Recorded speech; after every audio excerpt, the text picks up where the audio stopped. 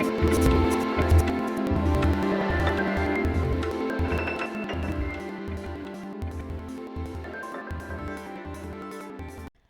everybody, this is Lowly Jane, Animal Communicator and Energy Healer from animals-speak.com, and you're listening to Lowly Jane Animal Communication Podcast, the show that promises to open your mind and heart to the amazing world of animal communication, energy healing, and what I like to call interspecies therapy. Thanks for joining me. Hi everyone. Today, I'll be talking about my amazing journey as an animal communicator. We'll discuss what led me to become a professional animal communicator and energy healer. I have an immense love and connection with animals, and being an animal communicator has been the best thing I've ever done in my life, truly. I hope this podcast will leave you feeling inspired to go discover your own passions and take that great leap forward. I will share with you my amazing journey of becoming an animal communicator, but first I'd like to tell you what I do. I'm a certified professional animal communicator and pranic healer. I have my own online business, Lowly Jane Animal Communication and Healing, as well as being an associate for the Gurney Institute of Animal Communication, where I received my education and certification as an animal communicator. I offer remote animal communication and energy healing, as well as teaching animal communication training workshops. I also do pro bono work with the Honolulu Zoo and have worked with Wild Heart Sanctuary, Pacific Primate Sanctuary, and the Wildlife Way Station, doing animal communication, volunteering, or providing pranic healing. So I am thrilled to be of service to animals and their humans. I act as a bridge between animals and their pet parents and caretakers in what I'd like to call interspecies therapy. Whether you just want to talk to your own animal or work on a specific issue, there are many issues that can be covered with animal communication. Animal communicators such as myself can help individuals, families, vets, zoos, rescue centers, animal sanctuaries, and on issues such as behavioral or training issues. For example, excessive barking or aggression or potty training or any new or existing behavioral issue. And by the way, when they do behaviors, they do it to show you something. They're always trying to show or tell you something, or they're always doing it for a reason. We'll talk about that on the next upcoming podcast on behaviors. We also work on emotional issues such as general anxiety, separation anxiety, depression, loss, or what looks like PTSD, as well as many other emotional issues. And mirroring issues. Just like your children and your spouse may mirror you, so do your animals sometimes. They want you to see what you need to work on. They can mirror behavioral issues or physical and health issues. So animal communicators also work on physical and health issues such as trauma, pain, illness, and disease. And I can provide valuable details such as how long they've had something, when did it start, what caused it, what is the sensation, sharp, dull, location of pain. And keep in mind, animals, as I mentioned, can mirror your physical symptoms and even your disease states. I also deal with death, dying, and the dreaded end-of-life decision, when you only have 24 hours to decide. I take emergencies. You can email me and tell me it's an emergency, and I can take an emergency if you have to ask your animal if they're ready to leave their body. And this is a very important decision. And please, please, please honor what they ask. Sometimes the animal's body can be completely broken down falling apart, and you ask the animal, are you ready to leave your body? And the animal says, absolutely not. I'm not done with my lessons with my person. So please honor it. Animal communication and myself, I can also help with pet loss grief if your animal has already passed on. I can speak to animals in spirit and find out how they are and if they're coming back to you and get all the details with that. I can even do a past life regression with you and your animal to find out what other lifetimes you and your beloved animal shared. I help also locate lost animals. Not that many animal communicators choose to do this. It's very difficult. And the way it works is by getting lots and lots of details. If your animal needs extra care, I can provide highly effective remote pranic healing, also known as medical qigong. So, now for my story. My story begins in childhood as a 6-year-old. When I lost my hearing, I was labeled as profoundly hard of hearing. Today, I still have hearing loss. Since hearing was not my first language, as I joke around and tell people, I developed my other senses much more acutely. I became very visual and began to develop senses outside of the typical 5 senses. In my childhood and teenage years, I was clairvoyant. I could see visions of things happening before they occurred. Clairvoyance is when you can see outside of the 5 senses using your higher chakras. So I could see things happening before they occurred that actually saved my life a couple of times. And later in my adulthood, I became more clairaudient. I lost some of the clairvoyance, the seeing, and I became more clairaudient. Clairaudient is hearing outside of the normal senses. And my telepathic abilities came online. You see, these extrasensory abilities was exactly what I needed to communicate with animals. And if you choose to embark on this as an animal communicator, you will need those extra senses to come online as well. So the primary language of animals is telepathy, and we are part of that animal kingdom. The use of telepathy dates back to the Aborigines, interestingly enough, where the elders would use telepathy as a regular means of communication with the other elder tribesmen. And when they were far away from the village, they would communicate telepathically that they had an urgent message, and the elders would come back and bring everybody back to the village, if there was family issues or tribe issues. Another means of telepathy early on goes back to the hunter-gatherer era, where we used wolves to help us gather and hunt food. So the human to animal communication. So today we have just forgotten this brilliant form of communication. So back to my journey. So in the year 2000, I had a divine angelic visit, which will be a whole nother podcast. It's a long, long story, and I'll cut this short. I'll give you the short version. So I had an angelic visit lasting about 6 months with a gold light and that wash of love and that feeling of God.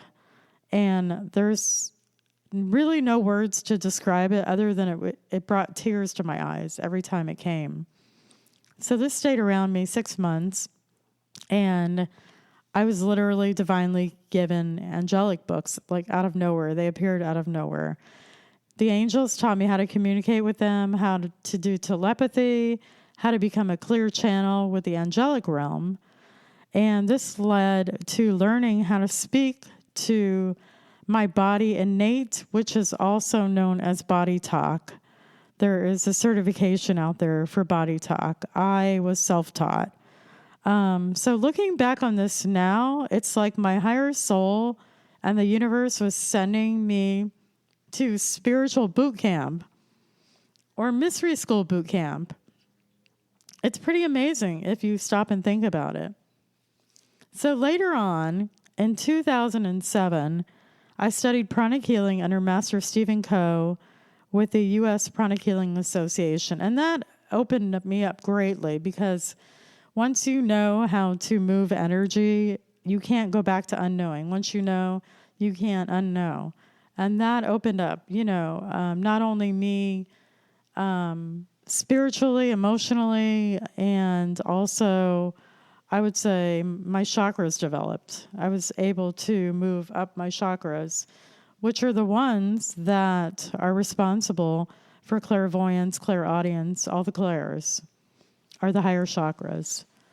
So from from the heart chakra, the throat chakra, what we call the ajna chakra, the forehead chakra, and the crown chakra, those are all responsible.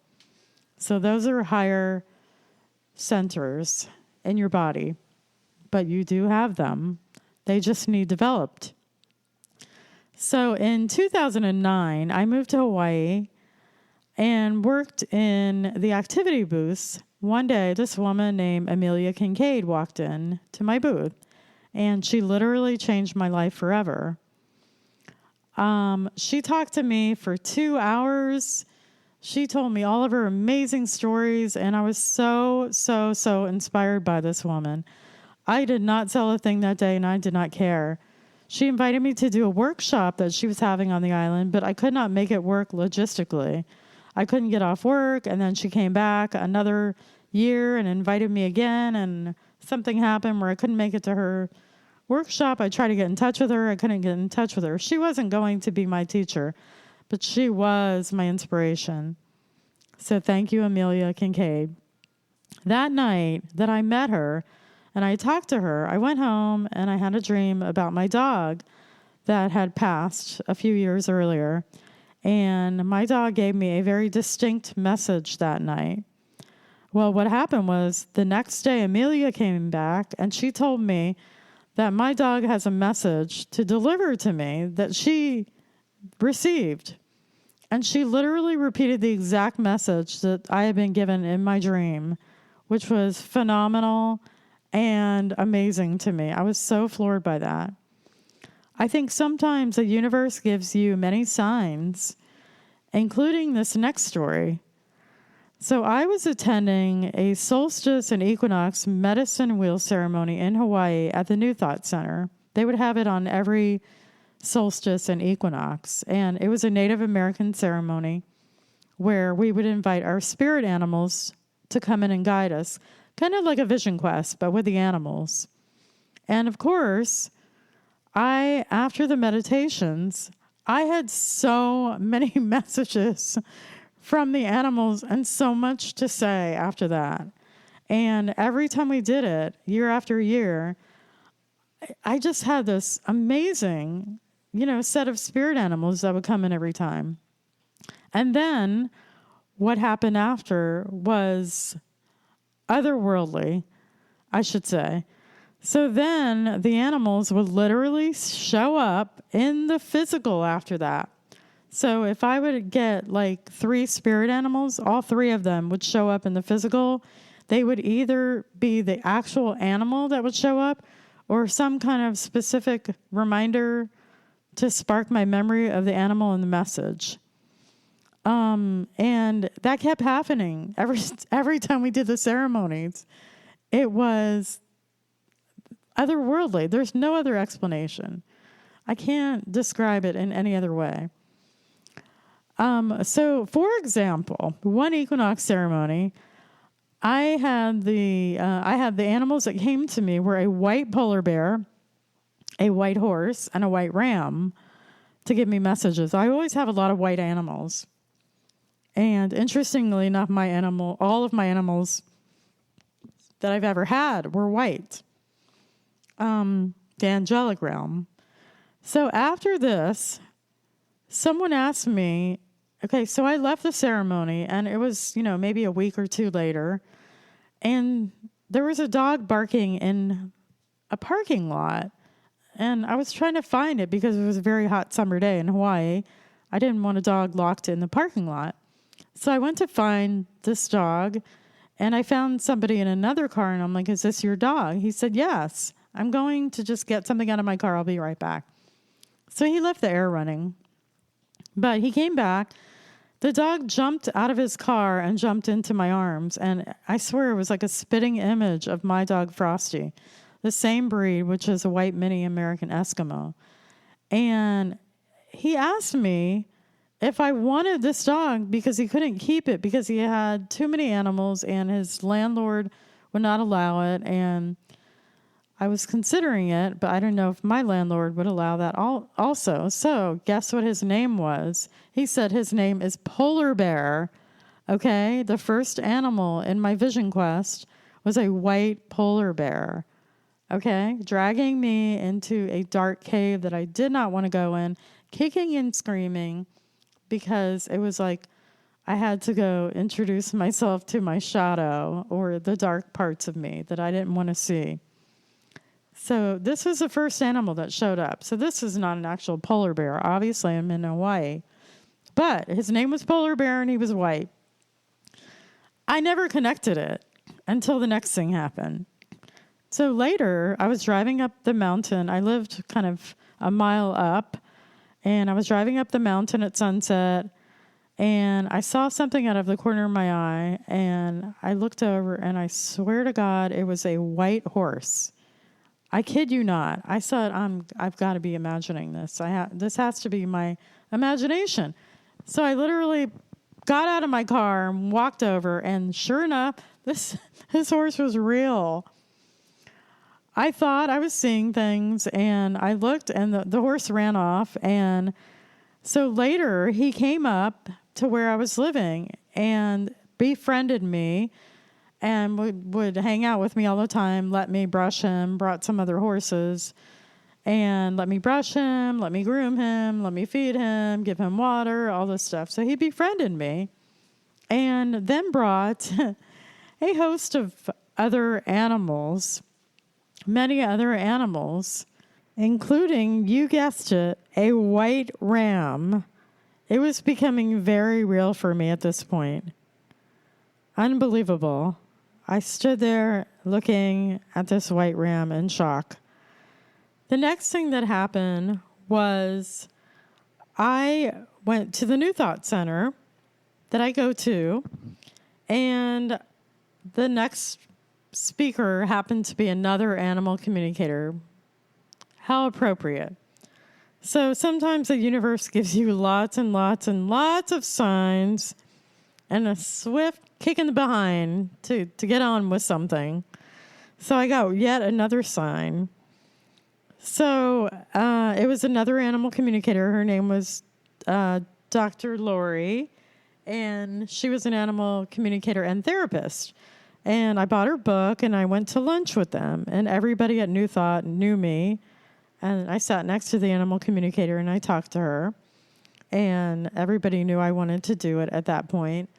And somebody said to me, well, you can do this, you can do that, you can channel, you can talk to angels, you can blah, blah, blah, blah, blah. Why can't you be an animal communicator? I'm like, I don't know, because I tell myself I can. So they're like, well, stop it. I'm like, okay. So I literally woke up the next day, and I'm like, out loud, I am a master animal communicator. I am a master animal communicator. I kept doing that every day. And then my thoughts went to, I need to find a training program. So in searching for a training program, before that, I hired a channel to help me make a decision because it was a big life-changing path I was going to embark on. So I hired a channel. We went to the beach. We're sitting on a towel, and she's channeling. And while she's channeling, and she comes and she has her eyes closed, she says, you must be an animal communicator. You can't do anything else. This is your absolute path, so on and so forth. While she's doing that, this Siberian husky comes out of nowhere in Hawaii, crawls on the blanket with me, curls up with me, and literally gives me a hug. And I hugged this animal. I just knew to hug this animal. And I opened my eyes after hugging that animal, and I was crying because It was such a beautiful exchange of love. I cannot tell you the feeling. It was similar to that angelic feeling when all the angels came down. So it was just so amazing and just so beautiful. That was like it for me. That was like the clincher. That's it. So I was now convinced. So I decided to go to an intense 2-year training mentoring program at the Gurney Institute of Animal Communication.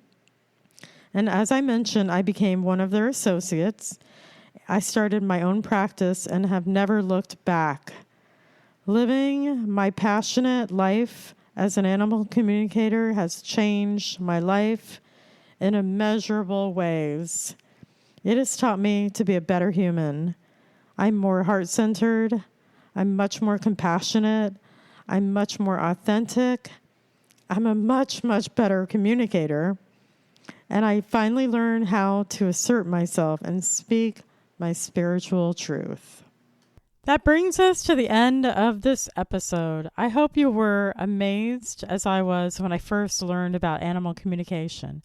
As always, thanks for listening to Lowly Jane Animal Communication and Healing Podcast. You can find me at animals-speak.com, animals-speak.com. I also have a YouTube channel if you'd like to actually see me, and that is Lowly Jane Animal Communication. If you enjoyed our show, follow and subscribe for exclusive content. Please rate and review us on Apple Podcasts, and be sure to come back next week for a discussion on how animal communication can help on behavioral issues.